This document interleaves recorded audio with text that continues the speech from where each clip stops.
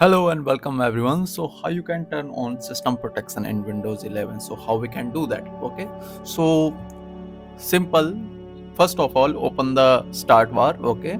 Here you can open the settings or you can search here settings.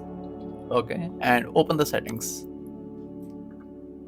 And now you have to go to systems. Okay, so click on systems icon left hand side. Okay, and slide down and last option about. Okay, click on about. Okay, now you can see there is one more option, system protection here. Okay, so click on system protection option. Okay, now you can see we have opened a new tab. Okay, so this is a new tab. Here you can see the system protection currently turned off, so we have to turn on it. Okay, so configure restore settings. Okay, manage disk space and delete the restore point. Okay, so click on configure and now you can see the turn on system protection. Okay, so I have checked the turn on system protection and apply and okay, now my system protection is turned on. Okay, so you can see that you can create a system restore point. Okay, you can create a restore point. So how you can create restore point? So click on create and this is my मैं लिखता हूँ fresh restore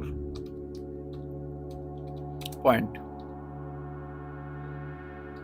Okay, this is the name of this restore point. Okay, so I create and now the restore point is creating. This is a state of operating system. Okay, so it saved the state of operating system, how its configuration and other things. Okay, software configuration and driver configuration, everything will save as checked up uh, execf file. Okay, so this is a state. Okay, it'll take little bit time, just wait.